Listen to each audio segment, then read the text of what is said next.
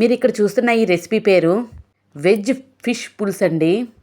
ఇదేంటి వెజ్ అంటుంది ఫిష్ అంటుంది అని అనుకుంటున్నారా? నిజంగా ఈ కర్రీ తింటూ ఉంటే మీరు చేపల పులుసు తిన్నంత ఫీలింగ్ అయితే ఉంటుంది. ఇదేంటి చేప అంటున్నాను అరటికాయ చూపిస్తున్నాను అనుకుంటున్నారా? నిజమేనండి. ఈ రెసిపీ ఫిష్ ప్లేస్లోని అరటికాయ అయితే వేస్తాము. చాలా టేస్ట్గా ఉంటుంది. ఫ్లేవర్ వచ్చేసరికి చేపల పులుసు తిన్నట్టుగా ఉంటుందండి. అందుకనే దీని పేరు ఫిష్ వెజ్ పులుసు అనమాట. ముందుగా అరటికాయకి చక్కగా తొక్క తీసేసి ఇలాగ క్రాస్గా అయితే కట్ చేసుకోండి. అయితే పీసెస్ని పల్చగా అయితే కట్ చేసుకోవద్దు, కొంచెం మందంగా అయితే కట్ చేయండి. ఎందుకంటే పులుసులోని ముక్క ఉడికేటప్పుడు అది మెత్తపడకుండా పక్కకి విరిగిపోకుండా ఉంటాయి. ఇలాగా అరటికాయని అంతటిని చక్కగా కట్ చేసుకోండి. ఒక అరటికాయ అయితే సరిపోతుందండి. చూడటానికి ఫిష్లా కనిపించేలాగా అరటికాయ మధ్యలోనే చిన్న హోల్ అయితే పెట్టుకుంటున్నాను.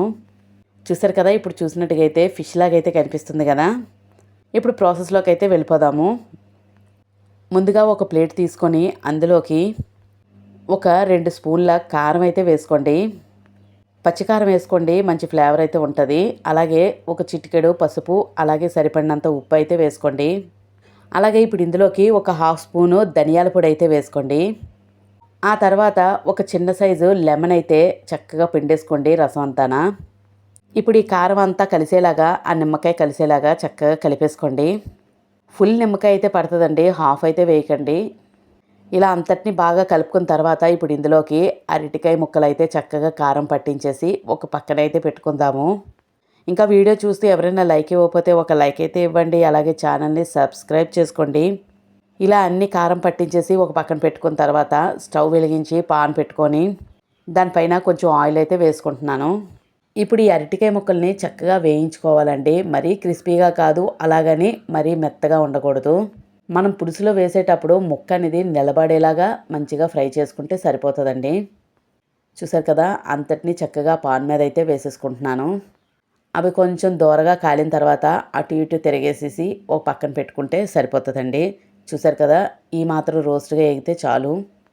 మీరు అరటికాయ ముక్కలు అప్పుడప్పుడు ఇలా ట్రై చేయండి, చాలా బాగుంటుంది. సాంబార్లోకి అలాగా టేస్ట్ కూడా చాలా బాగుంటుంది.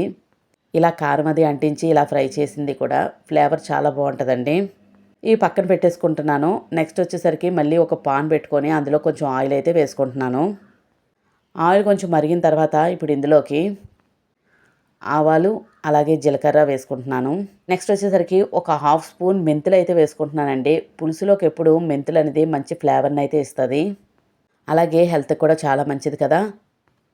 ఇవన్నీ కొంచెం ఫ్రై అయిన తర్వాత ఇప్పుడు ఇందులోకి ఒక పచ్చిమిర్చి అయితే వేసుకుంటున్నాను. ఆ తర్వాత ఒక గుప్పెడు ఉల్లిపాయలు అయితే చిన్న ముక్కలు కట్ చేసుకొని వేసుకుంటున్నాను. నెక్స్ట్ వచ్చేసరికి టమాటా ముక్కలు అన్నీ చక్కగా వేయించేసుకోవాలండి. ఇవన్నీ త్వరగా వేగాలి అని అంటే మనకి తెలుసు కదా ఒక చిట్కా, సాల్ట్ అయితే వేసేసుకోండి, చాలా ఫాస్ట్గా ఫ్రై అయిపోతాయి. చూసారు కదా, అంత బాగా ఫ్రై అయిన తర్వాత ఇప్పుడు ఇందులోకి సరిపడినంత కారం అయితే వేసుకుంటున్నాను. ఈ కారం పచ్చివాసన పోయినంత వరకు చక్కగా వేయించేసుకోవాలి. అంతా వేగిన తర్వాత ఇప్పుడు ఇందులోకి ధనియాల పొడి అయితే వేసుకోండి. చూసారు కదా, ఆ ధనియాల పొడి వేసుకున్న తర్వాత నెక్స్ట్ వచ్చేసరికి ఒక నిమ్మకాయ సైజ్ అంతా చింతపండు అయితే నానబెట్టుకున్నానండి. ఆ చింతపండు పులుపు కూడా చక్కగా పిసికేసి అందులో అయితే వేసేసుకుంటున్నాను. మనకి పులుపు ఎంత ఇష్టపడితే అంతే కరెక్ట్గా వేసుకోండి. మరీ ఎక్కువ పుల్లగా ఉన్న రుచి అయితే అంత బాగోదు. చూసారు కదా, చింతపండు పులుపు అంతా చక్కగా వేసేసుకున్నాను. మీకు సరిపడినంత వాటర్ కూడా కరెక్ట్గా వేసుకోండి. నెక్స్ట్ వచ్చేసరికి ఒక గుప్పెడు కొత్తిమీర అయితే వేసుకుంటున్నాను. పులుసులోకి ఎప్పుడు మంచిగా ఫ్లేవర్ రావాలి అంటే కొత్తిమీర అనేది కంపల్సరీ అండి. అలాగే కొంచెం కరివేపాకు రెబ్బ కూడా వేసేసుకున్నాను. ఇదంతా కొంచెం మరుగుతుంది అనేసరికి మనం ఫ్రై చేసి పక్కన పెట్టుకున్న అరటికాయ ముక్కలు అయితే అందులో వేసేసుకుంటున్నాను. ముందుగా వేస్తే విరిగిపోతాయండి, అందుకని కొంచెం పులుసు మరిగిన తర్వాతే వేసుకుంటున్నాను. ఇప్పుడు ఇంకొంచెం ఇందులోనే ఉడికితే చాలు, ఎక్కువ ఉడికించొద్దు. ఇంకా ఫైనల్గా కమ్మగా వెజ్ పులుసు అయితే అదేనండి, వెజ్ చేపల పులుసు అయితే రెడీ అయిపోయింది. మీరు ట్రై చేసి ఎలాగొచ్చిందో కామెంట్ చేయండి.